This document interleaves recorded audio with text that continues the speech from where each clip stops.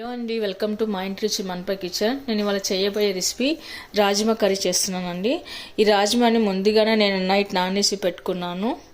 ఇప్పుడు మనం ఇది కుక్కర్లో వేసుకొని ఒక 3-4 విజిల్స్ రానిద్దాము. ఇప్పుడు కొద్దిగా ఆయిల్ వేసుకుందాం. ఇలా వేసుకోవడం వల్ల త్వరగా ఉడికిపోతాయి. ఇప్పుడు కుక్కర్ విజిల్ వచ్చే వరకు మనం మసాలా దినుసులు వేసి పెట్టుకుందామండి. సన్నగా కట్ చేసి పెట్టుకున్న ఆనియన్ ముక్కలు వేసుకోవాలి.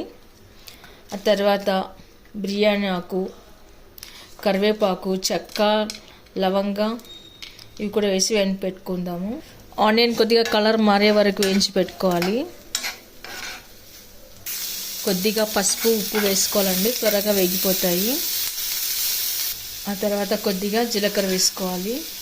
తర్వాత సన్నగా కట్ చేసి పెట్టిన టమాటా ముక్కలు కూడా వేసుకోవాలి. తర్వాత కొద్దిగా జీడిపప్పు పలుకులు కూడా వేసుకుందాము.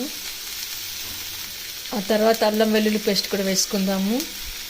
మీరు ఎక్కువ కావాలనుకుంటే వేసుకోవచ్చండి అల్లం వెల్లుల్లి పేస్ట్. ఆ తర్వాత ఇప్పుడు కొత్తిమీర కూడా వేసుకుందాము.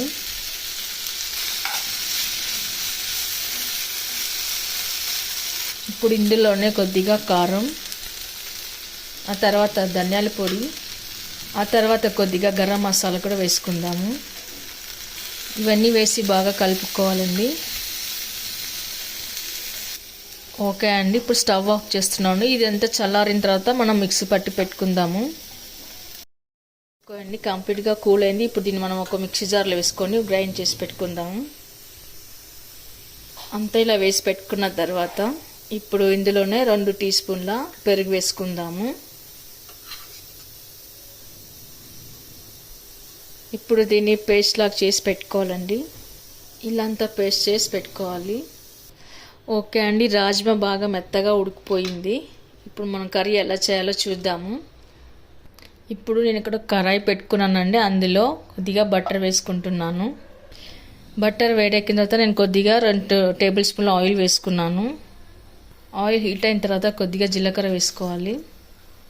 తర్వాత జీలకర్ర చిట్టబట్టమన్న తర్వాత మనం సన్నగా కట్ చేసి పెట్టుకున్న ఆనియన్ ముక్కలు కూడా వేసుకుందాము. ఆనియన్లో పచ్చివాసన పోయే వరకు కలుపుకుందాము. తర్వాత కొద్దిగా పసుపు వేసుకుందాము. మీ దగ్గర బటర్ లేకపోతే నెయ్యి వేసుకోవచ్చు. అలాగే ఇప్పుడు మనము మిక్సీ పట్టి పెట్టుకున్న పేస్ట్ కూడా వేసుకుందాము. ఆ తర్వాత గ్రేవీ అంతా వేసుకున్న తర్వాత బాగా కలుపుకోవాలండి.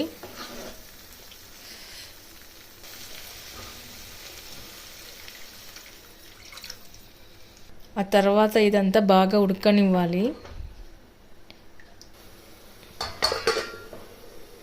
తర్వాత ఇప్పుడు కొద్దిగా ఉప్పు, కారం వేసుకోవాలండి. మీరు ఎంత తింటారో అంత చూసి వేసుకోండి. తర్వాత మనము ఉడకబెట్టుకున్న రాజ్మా గింజల్ని కూడా వేసుకుందాము. వేసి బాగా కలుపుకోవాలి.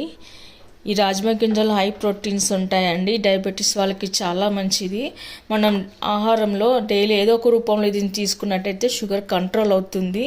మైగ్రేన్తో బాధపడే వాళ్ళకి కానివ్వండి చాలా మంచి మందు.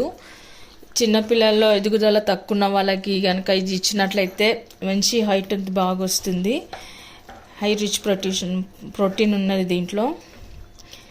ఓకే అండి, కర్రీ రెడీ అయిపోయింది. ఇప్పుడు సర్వింగ్ బౌల్లోకి తీసుకుందాము. చివరగా కొద్దిగా కసూరి మెంతి వేసుకోవాలండి.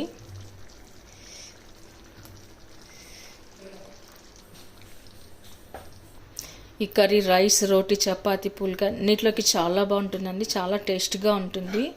కాబట్టి మీరు కూడా ట్రై చేయండి. మీకు ఎలా కుదిరిందో లైక్ చేయండి, షేర్ చేయండి, కామెంట్స్లో పెట్టండి, సబ్స్క్రైబ్ చేయండి. మన ఛానల్ని తప్పకుండా సబ్స్క్రైబ్ చేయండి. Thank you for watching.